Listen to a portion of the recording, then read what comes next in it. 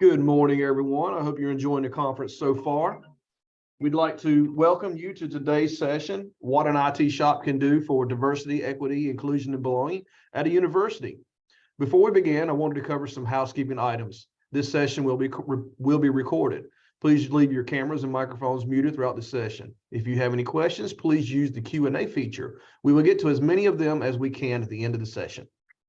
And now it is my pleasure to introduce to you our presenter, Kevin Creamer. Mr. Creamer is the manager for the communications engagement for information services at the University of Richmond. He was responsible for fostering engagement, collaboration, transparent communications, and productive partnerships between the Information Services Division and the university community. Welcome, Mr. Creamer.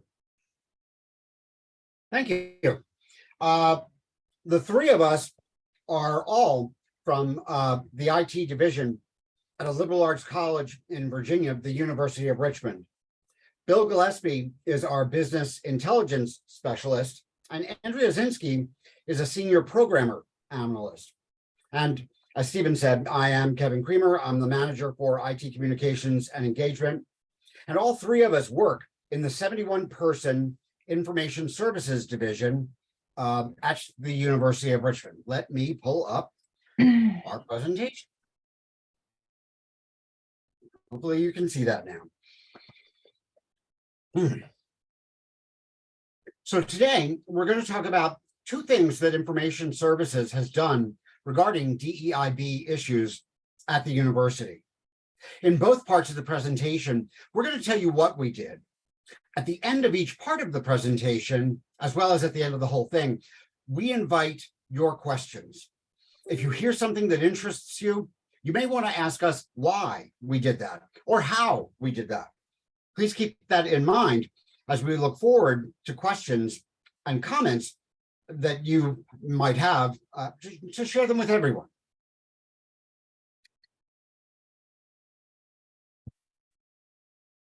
So the University of Richmond is a relatively small liberal arts college in Richmond, Virginia.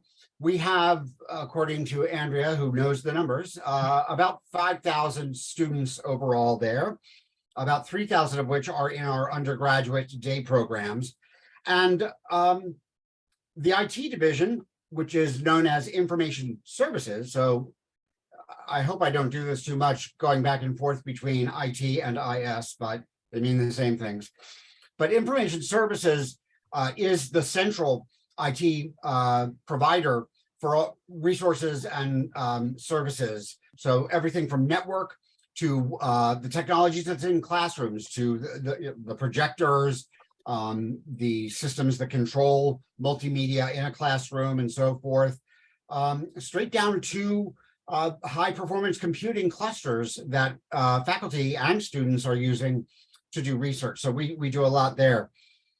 As at many schools, I think, as witnessed by your participation in this conference, diversity, equity, inclusion, and belonging are all issues that are growing in importance for us.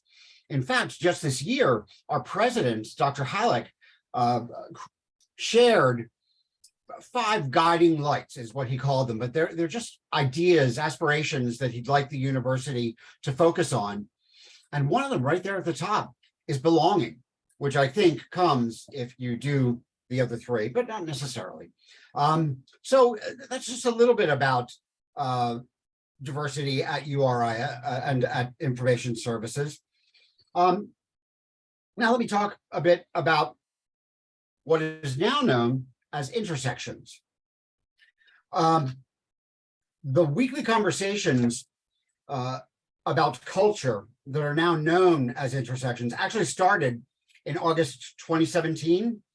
And for many, there might not be any significance to that month. If we were able to go back and forth, I'd ask, does that month ring a bell for anybody? I know for one person in the audience it does. For us, the big thing was the Unite the Right rally. This happened in Charlottesville, Virginia, which is about an hour's drive away, so it's close. It happened at the University of Virginia, so it's in higher education, although it was really just an event sponsored on the campus. It wasn't something that UVA themselves were authorizing or endorsing, but it had a massive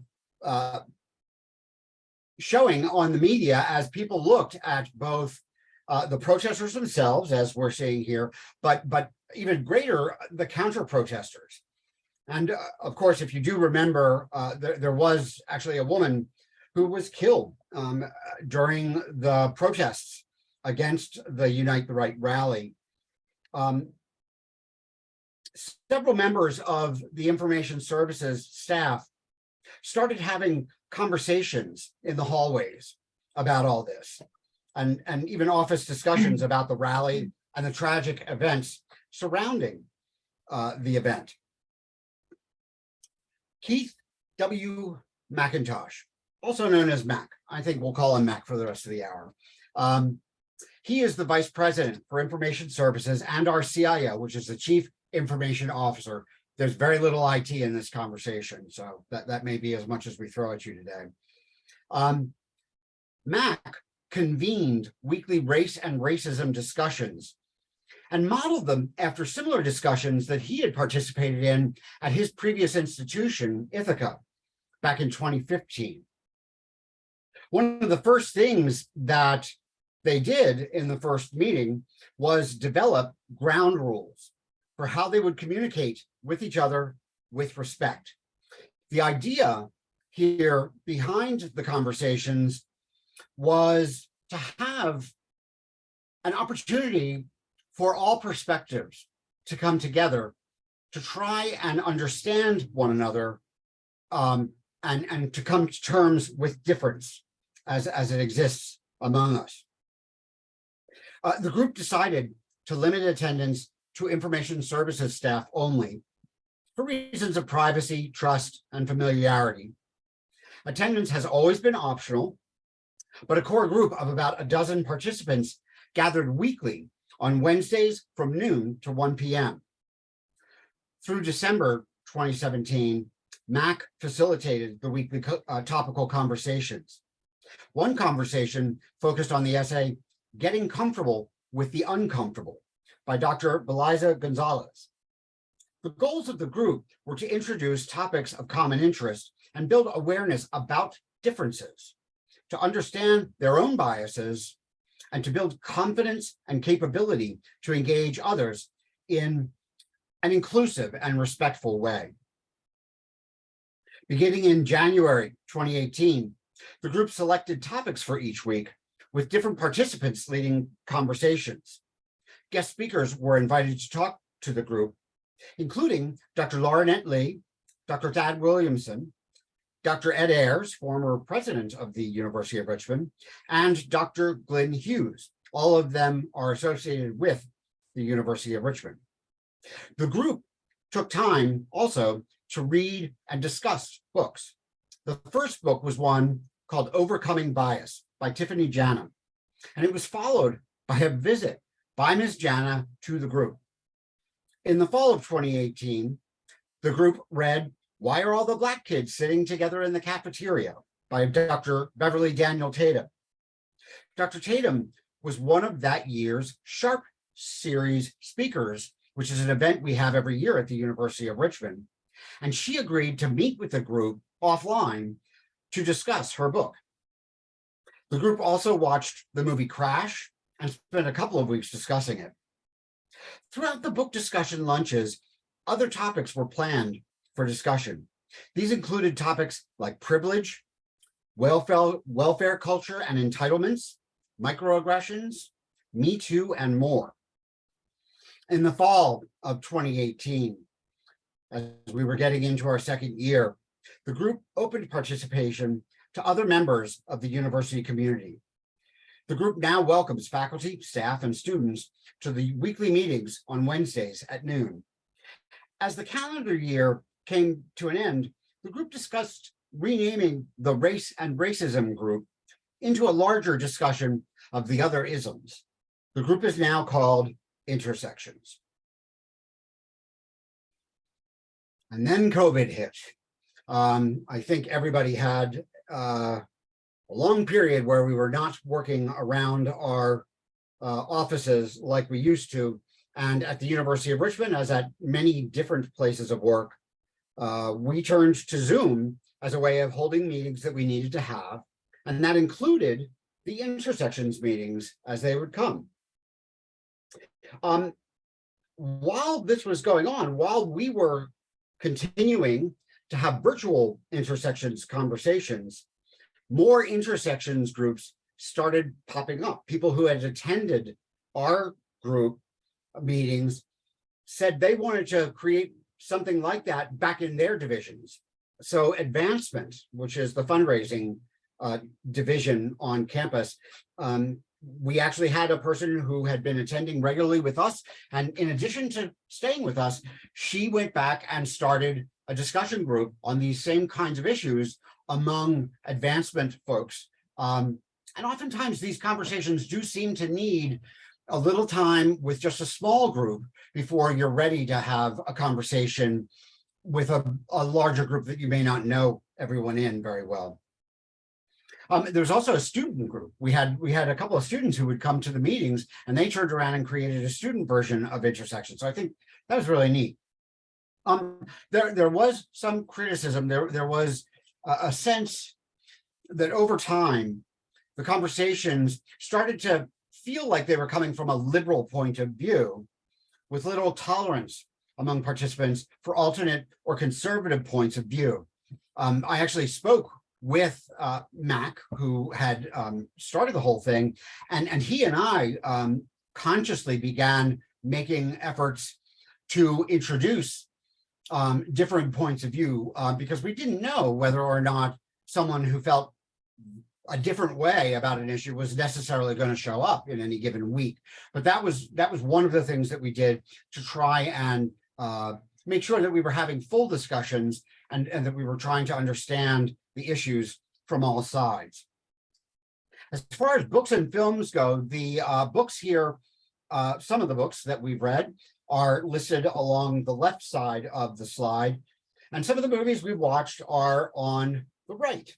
I should say the very last movie there, Cast, The Origins of Our Discontents by Isabel Wilkerson, is actually a book that they're reading this year.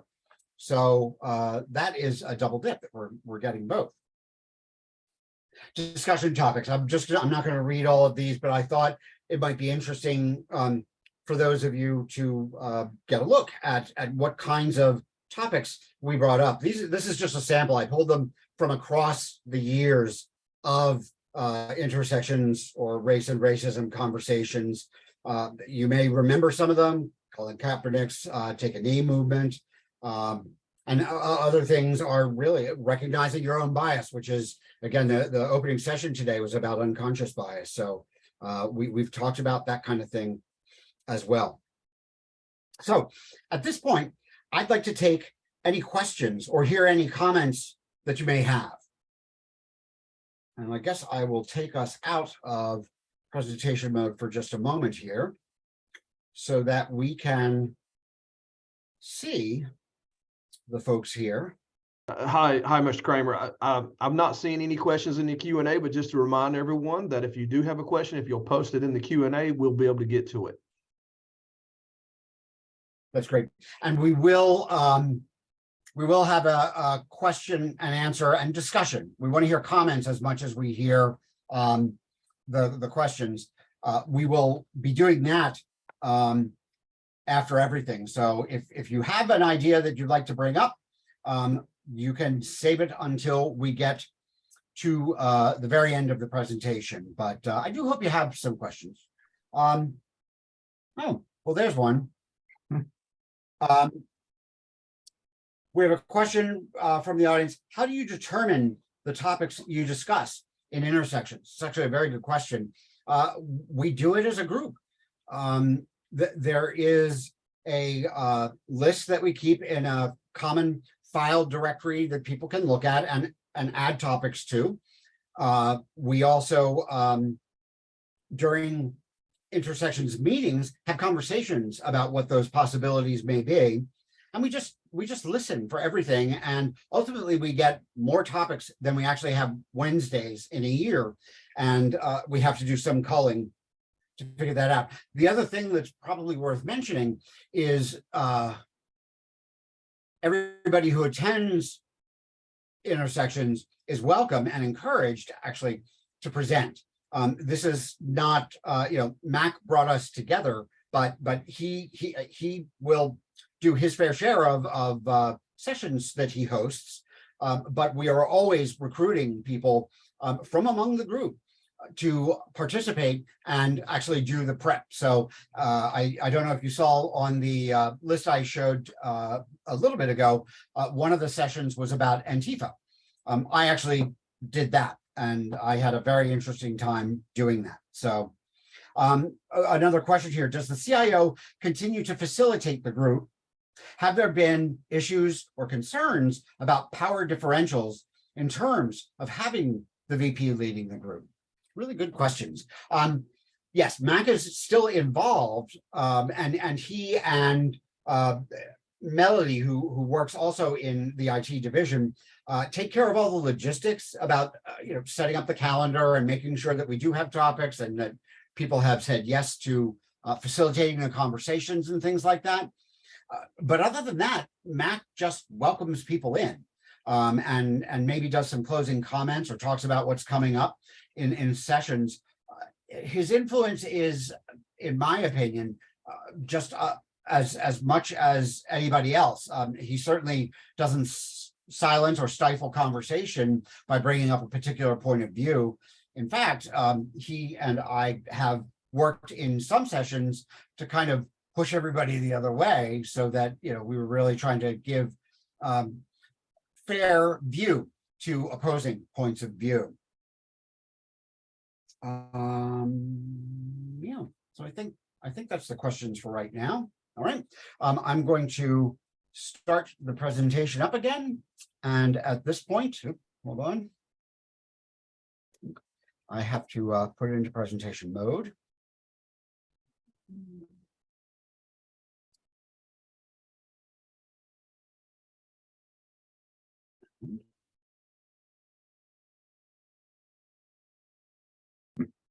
I'd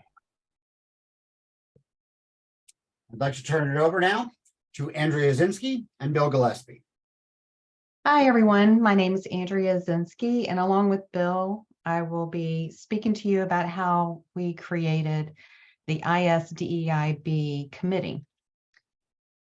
So our CIO, McIntosh, put a call out to the division in early February of 2021 for volunteers to form an IS Diversity, Equity, and Inclusion Committee, which would solicit input from our division to develop a DEI plan for our division.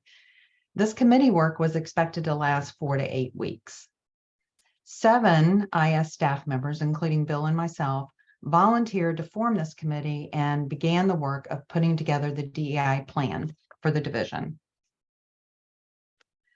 The IS DEI committee was charged with developing a DEI plan for our division with specific actions that would be included in our development goals for the current review year. We were to present the plan to the CIO, leadership team, and skip level team. Once the committee received all the feedback from all the managers, we would announce the plan to the division. In April of 2021, we held the inaugural committee kickoff meeting, and we hit the ground running, and over several months, we were very busy. The first thing that we felt that we needed to do was to formalize the committee structure. We selected a chair, a vice chair, a secretary, and other roles within the committee. We determined the responsibilities for each role, and we put together a charter for the committee that had our mission statement. It determined the length of service for committee members, and it outlined the participation and time commitments for the members. The second thing that we needed to do was work on the actual plan components. Since the division had previously completed LinkedIn courses related to DEI, we started there for DEI content. And we were lucky that we found in LinkedIn, great courses and content related to DEI. So that's where we had our focus. We determine goals and objectives for the plan, a timeline for completing the components for all the members, and communication plan to the division. So in June of 2021, we announced the following plan to the division.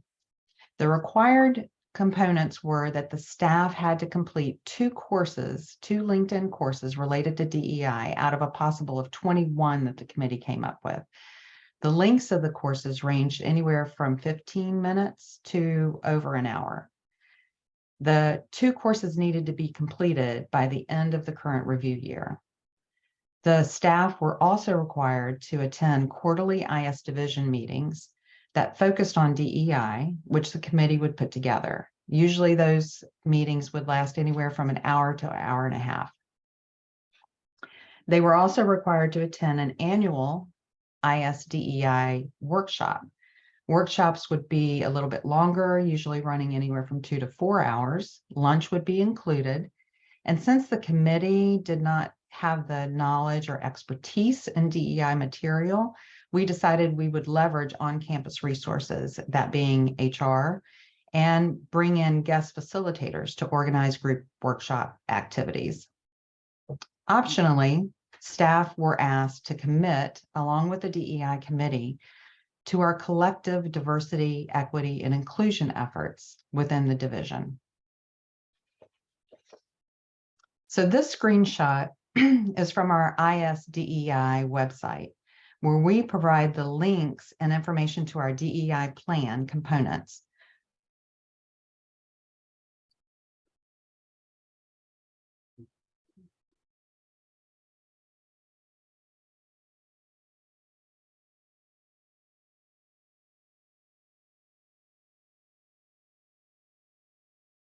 Andrea, there? Looks like she's frozen. All right, Bill, do you want to pick up, or just to talk about the commitment statement? Sure. Sorry about that. I'm Bill Galaspie. Not sure exactly what's going on. But so this is a screenshot of the content of our commitment statement, which we asked staff to volunteer to sign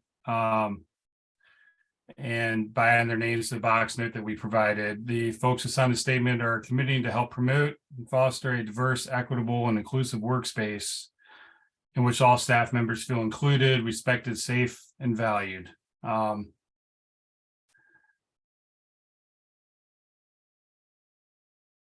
And from there, we move into kind of our first year outcomes. During our first year, the committee successfully developed the plan, formalized the structure of the DEI committee. We have a charter, created an ISDEI website, which provides all the information for our plan, links to our commitment statement, our charter, and why, which is why we're doing this.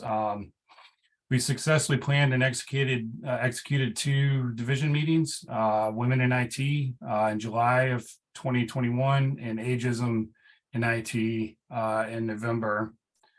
We provide weekly DI related articles for our CIO Digest. That's an email that Max sends out every Friday afternoon, and we use a diversity calendar to help guide us on topics for that. But it's an informational email that comes out to the whole division, and I think that's been really successful in promoting our ideas, promoting thoughts and discussion. And then we started moving into our second year. Our original term for this was a year, but we have a lot of people that are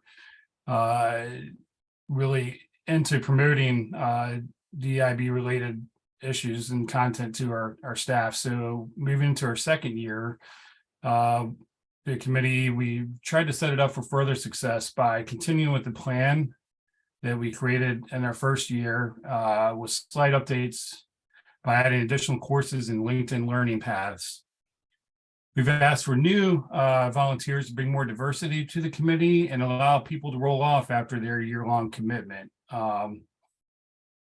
We've had our first division, which was on employee well-being, and currently plan our second on belonging for January of this year. We also started to try to take our message a little bit outside of IS by using that IS DEIB account to post to social media sites, including LinkedIn and Twitter and Instagram, and continuing to learn and adjust our plans by requiring course completion before the end of the annual review year, and using surveys to further engage our divisional and DEI related topics and to gain insight and feedback on our division meetings. Some of our staff responses have been very positive, and as you can see on the screen, these are some of the responses we've heard. There's been general acceptance and approval by our division for this plan. And if you have any questions about this, please feel free to reach out to us. Our emails are on this slide here. And at this point, I'm going to hand the presentation back over to Kevin for our final words. So, what can an IT shop do for DEIB at a university? Through these two efforts, information services at the University of Richmond has impacted every person in our division through education and even annual performance goals for everyone. And at a cultural level, we are taking on difficult topics and engaging staff, faculty, and even a few students in the conversation. It's also worth mentioning that everything we have done was started by the IT team. University of Richmond has several offices whose focus is DEIB on a campus level. We are in communication with those offices, but we are taking our own direction. As they begin to put different kinds of programs together, we're going to work with them to align what we're doing with their plans. The takeaway, though, is that you don't have to wait for the top of your organization to get started. And you certainly don't have to work in IT. Try to connect with others in your department or division who are interested in doing something to make a difference.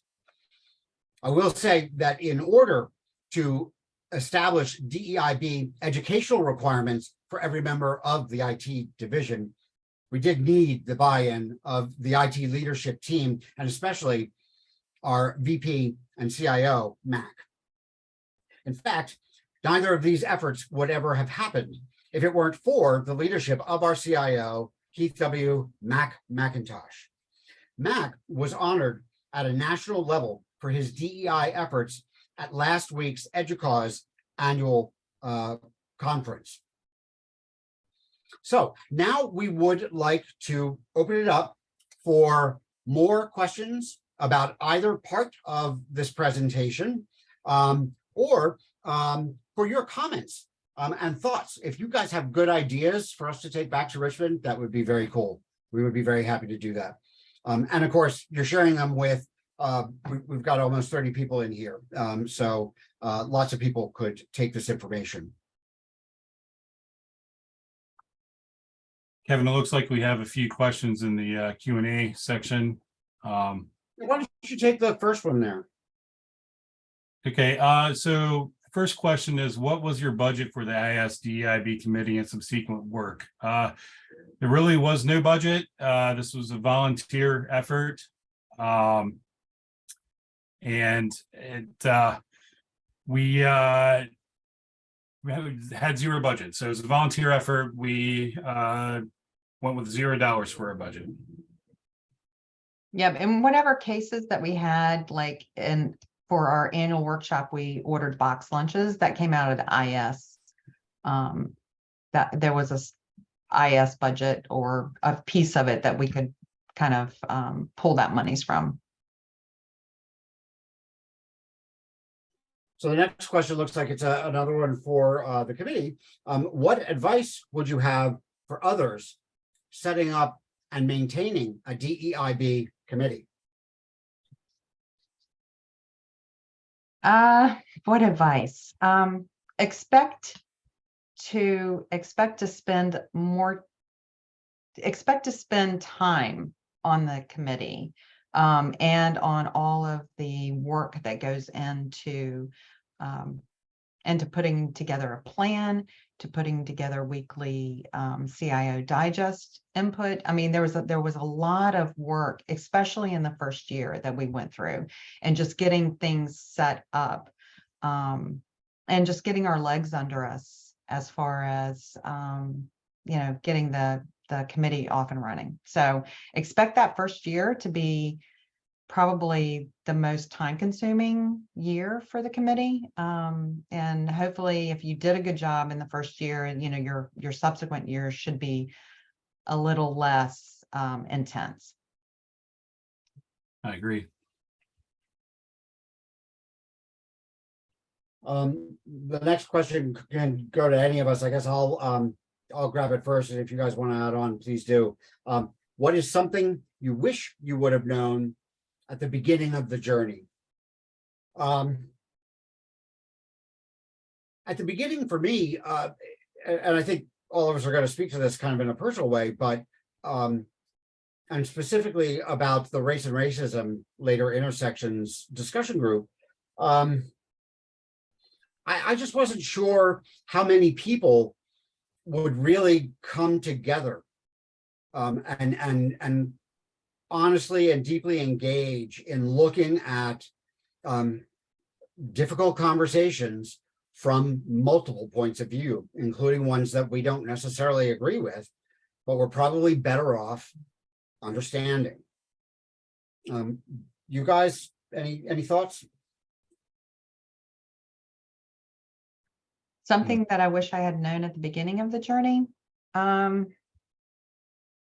would say how much time commitment was in it, because the first year I was the chair and Bill was the vice chair. So this year Bill moved into the chair role and I took on the secretary roles, but I can't say that I would want to know how much time that I spent like the first year, because I may not have volunteered for it, but because once you're in it, you want to see it successful. So you do spend all of that extra time in doing it. But I don't know. I guess I don't know. I don't know what else I would have wanted to know from the beginning. Go ahead, Bill. I was just going to say there's another question in the Q&A too, and I'm going to, there has been some pushback, not really pushback from people but it hasn't, there have been times where it's been challenging with regards to some people who don't want to put as much effort into it as I feel like this topic deserves. And that is a personal aspect of mine, is that I think that DEIB is beneficial to the entire division, to our team, to my small team. And when I don't feel that there's the feedback that's, well, not feedback, but when the participation may not be as high as I would like in certain things, like one of the example is the required courses it required. The vast majority of the division did the work, and a lot of people did the work extra. They took more than the 2 courses. Some people took the entire learning paths that are linked in, but some people just waited till the last minute. And to me, that's a frustrating part of it, but it's also a learning path for me as well. And that's why we're trying to push for more timely completion of the courses, because it is important work. It is very important to learn about the other people in your division and try to push these topics forward. And that's what we continue to do. Yeah. And that was the hard part for me. Yeah. The other thing too, that I felt like it's kind of a delicate balance between providing workshops and division meetings, education to the division, and oversaturating the division with DEI. So, we don't want to get to the point where, every time we mention DEI, people are like, oh God, because that's that's a real thing, right? You don't want to oversaturate the division, so they're tired of hearing it, but you want to get the information out there to them. So it's kind of a delicate balance.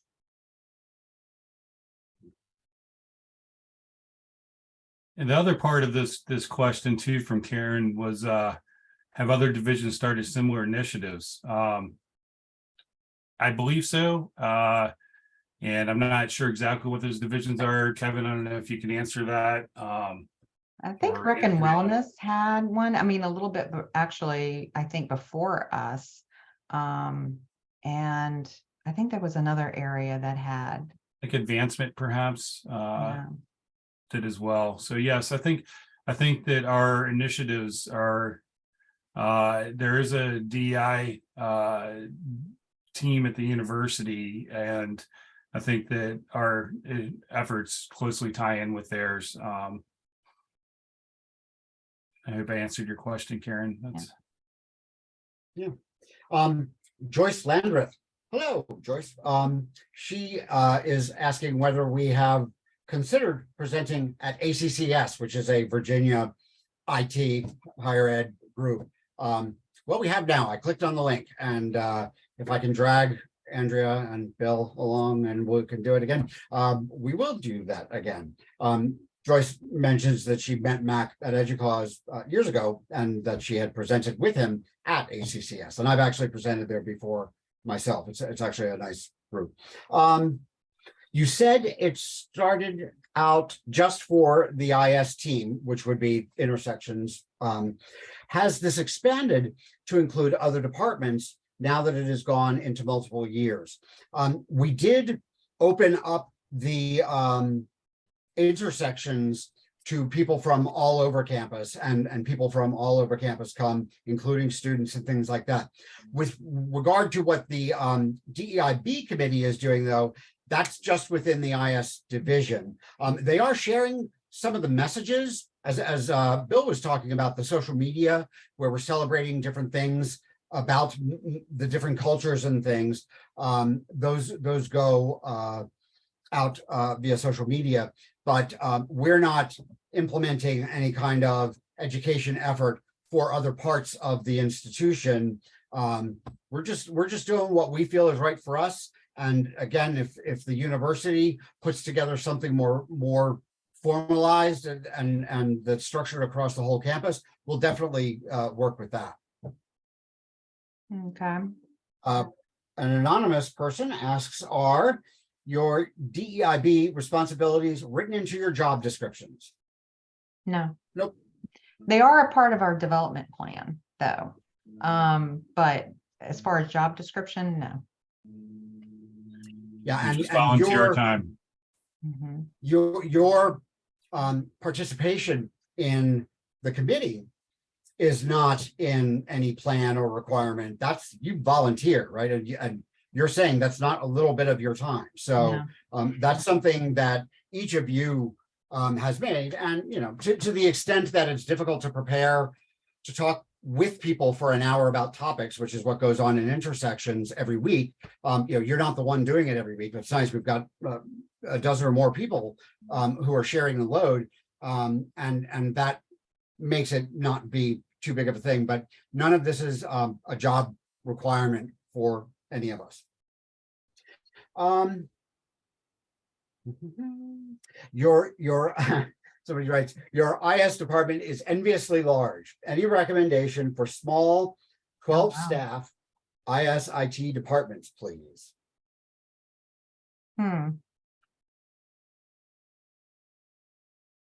For the committee or for both? I'd say for both, you know, just for any, yeah, for both. I would say start. Yeah, just You know, start. Just go for it.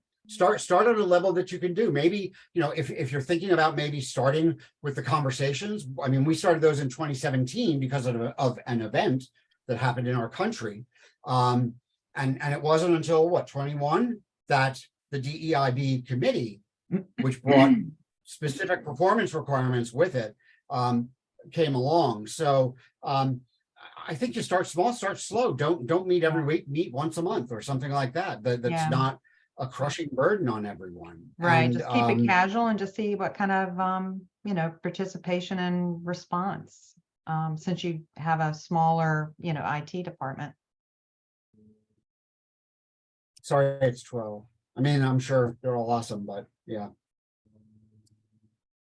Another one, let's see. How often do you convene divisional DEI meetings? And have you changed the cadence since you started?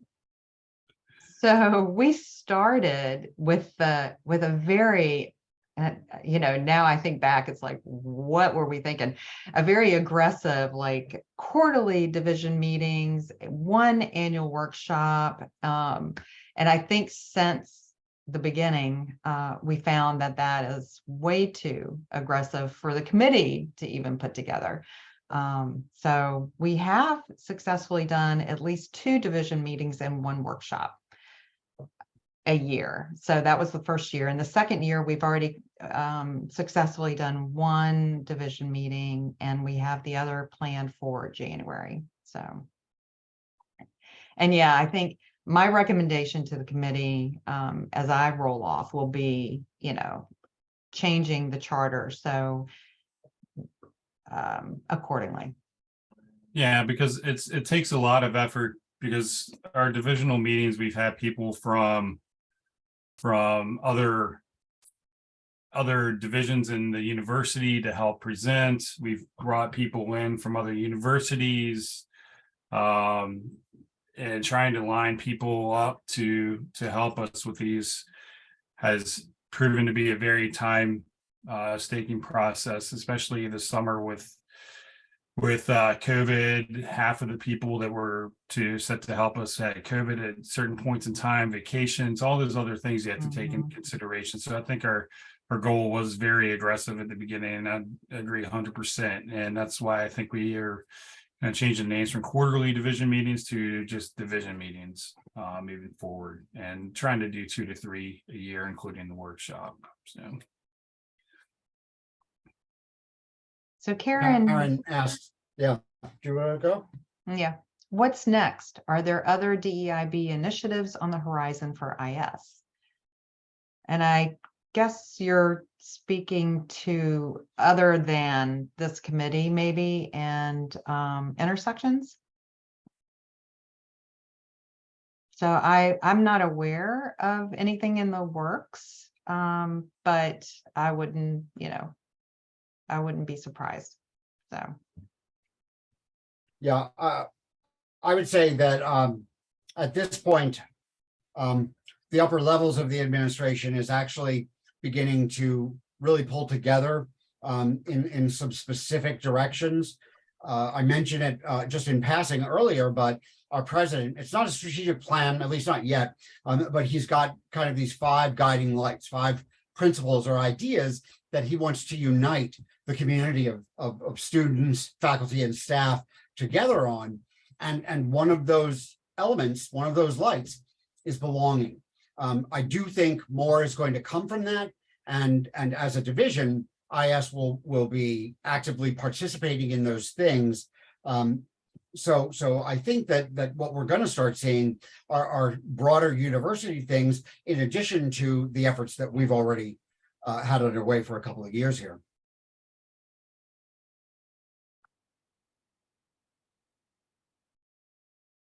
Somebody else. We have a wonderful anonymous attendee who is typing URLs to us. And I'm going to put this one out again. This is actually something that is happening at a campus-wide level. Equity.richmond.edu is a website you can go take a look at if you are interested in seeing more about what kinds of things at a campus level the university is considering. And I also wanted to say one thing too, is in the chat, I did add the link to our is.richmond.edu DEI plan. link that has all of the courses and everything from LinkedIn, because I thought I saw a question earlier about where the LinkedIn courses are available to everybody. If you have a LinkedIn account, I believe so. Kevin, you might be able to answer that a little bit more, but all of these courses and the learning paths that we have are on that page, along with our charter, our demographics of the university, the IS level, and our contact information if anybody would like to contact us with further Andrea or I with further questions about our committee. Yeah, I believe the university does have a LinkedIn Learning contract. Is that right, Kevin? So, Yes. yeah, we probably that would give us access to more content for Yes. our staff, but there's a lot there. There is really a wealth of courses and even what do they call it? Where they have a series of courses under one umbrella. They have a lot of those as well. Yeah, the LinkedIn learning paths. Paths. Yeah, there you go. Yeah. IS at the University of Richmond, we're the ones who are paying for the LinkedIn Learning license for all faculty, students, and staff.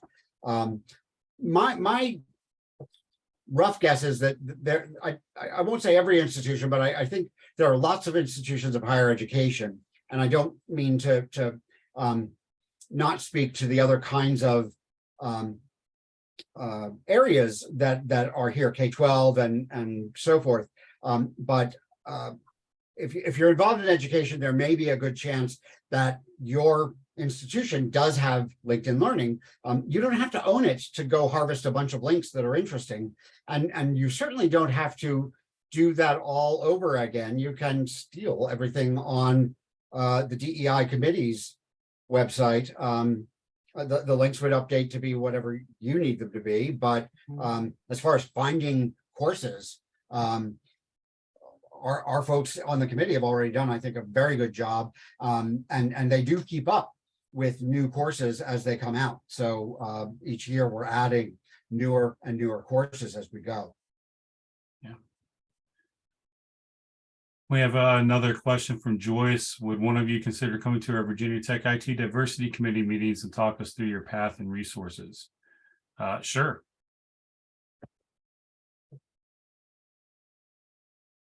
Please reach out. I would be happy to. I'm sure Andrea would be happy to, or if you want us both, we would be happy to help.